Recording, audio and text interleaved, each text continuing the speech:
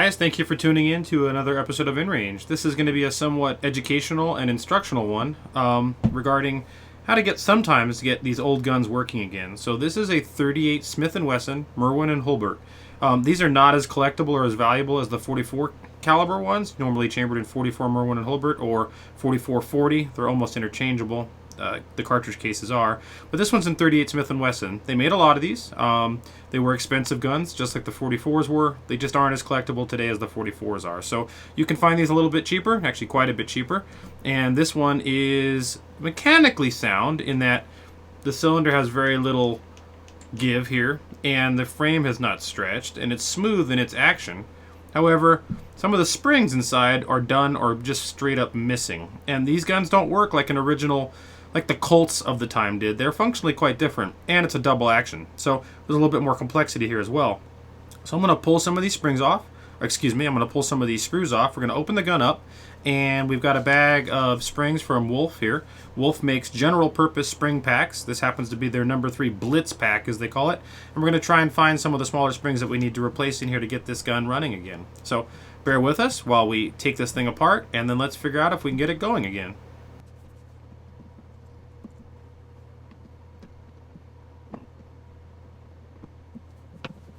Let's watch right here.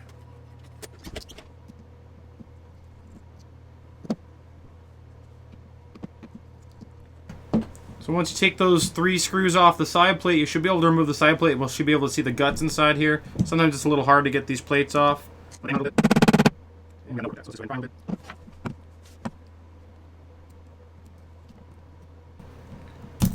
There we go. All right, so side plate's off, and you can kind of see what's going on in here. So here's the hammer, and there's a sear engagement point right here. And if we cock the hammer, we'll see that that's the safety cock, which is right here. And there is a sear that engages with a spring that's pushed from the rear of the trigger guard. And then if we go to full cock, it engages a second sear engagement point on the hammer right here. I've already replaced the spring that was right here. This was defective right off the bat, and I had one that was the right size. I just had to cut it to length. But the spring that we're missing right now is a spring that goes right here. And that spring engages the bolt, which should pop up and lock the cylinder into place when you're at full cock. Since the bolt is not engaging, you can see that this still spins freely, and this should be stopped by the bolt. Right now we have the hand coming up from the hammer, which stops it from rotating this way, which indexes the cylinder to the cylinder's chamber to the barrel. However, we have no bolt to stop it from rotating the other way, and those two have to work in conjunction with one another to lock this cylinder in place when you're firing the gun. So we're going to take this trigger guard off, and we're going to replace this spring. We're going to look through this pack and try to find one that fits, and then cut it to length. So keep watching.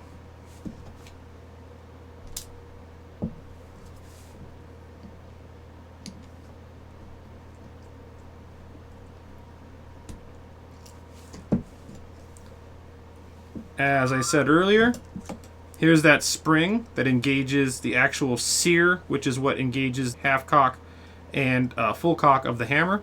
Here is a spring that engages the front of the swing latch that allows you to unlock the action of the gun. So the Merwin Hulbert allows you to open the gun in a unique way, and we'll talk about that later. So there's a spring here in the front. This spring is still pretty much serviceable. It's a little bit worn out, but it's not a point of concern. But the spring that's missing is right here. So let's open up the pack and see if we can find one that's the right length. And not just the right length, but the right diameter. All right, so here's a whole bag of little springs. Oof. All right. As you can see, this, if you get this spring pack from Wolf, there's probably one that'll fit your needs. You just got to find the right diameter. Yeah. This is really just touch and go. I'm poking through here. Find the best one that suits our needs. Probably a lot of these would work.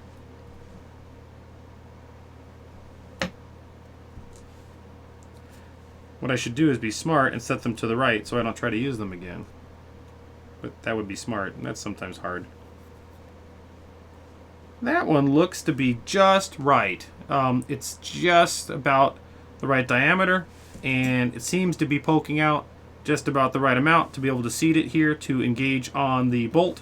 So let's go ahead and see if we can use all 3 of our hands to reinstall this plus this spring here, and that should get the gun running again. So let's go ahead and give it a whirl. I'm going to move these extra springs out of the way so we don't drop them. I'll put this spring back on here.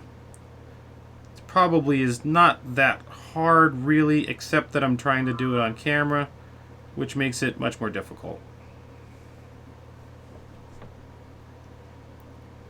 So that spring goes in there. I'm going to push this spring in with the knife to get it to seat.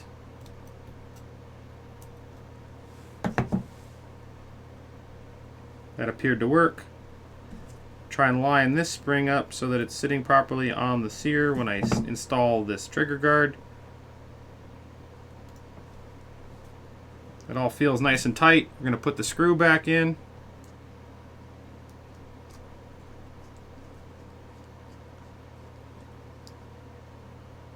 Okay, so now we should, when we cock the pistol, we should get bolt engagement. Let's see. And we do, look at that.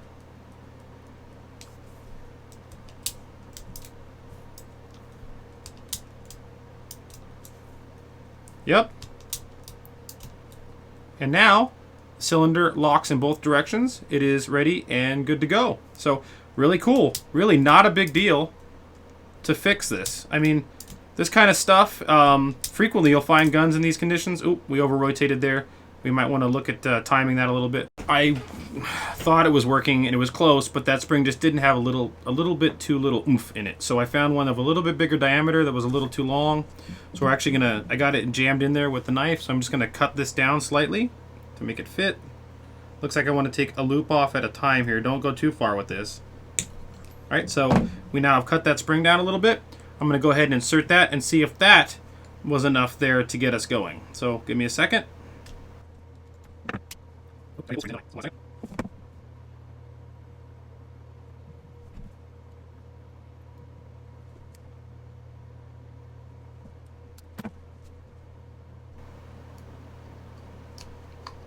Alright, maybe we'll take a few tries to get this right, but let's see if that made a difference. So we got a little bit stronger spring in there.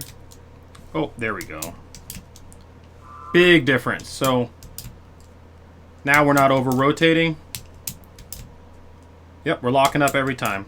There it is, just a little bit extra spring. So I found one that was a little bit bigger diameter, put it here instead, and then cut it to length so that it would fit and engage on the bolt. And we can see now that we're not over rotating. So it's not a timing issue, we just needed that bolt to have a little more oomph behind it, to be able to engage. That bolt kind of rides upon the cylinder.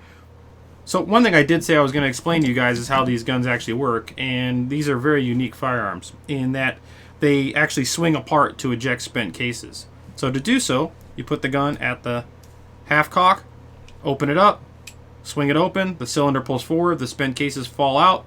You then close it, turn it over, open the loading gate, insert loaded cartridges here, close it, and you are ready to fire the gun. So very unique system and very interesting and very different than the Colts of the time. Like I said, a spring impinging forward on the catch here, a spring impinging to the rear on the bolt, a spring pushing up on a sear, which engages notches on the hammer, which then, as you cock it, time the cylinder and of course, the cartridges to the barrel, and then, of course, pulling the trigger will then fire the gun. It is a DA gun. You can pull the trigger as many times as you like without cocking the hammer until you fired all 5 rounds, at which point you would then bring it back to half cock, open it, eject the cartridges or the spent cases, close it, and then reload from here. Anyways, guys, I hope you find this sort of information interesting. It's not every day you get to see spring replacement on a Merwin & Hulbert, so this is sort of unusual, and I want to remind you guys that Patreon is our only support mechanism. We are no longer monetized on YouTube, and we do not wish to be. We demonetized ourselves, so we are now depending on you, the viewer, to support our projects. Hopefully you find this kind of stuff valuable enough to consider doing as such. If not, the other thing you can do for us is just share the video and share it widely, because we are also dependent on you, not the YouTube algorithms, to get people to see our content. Thanks for watching.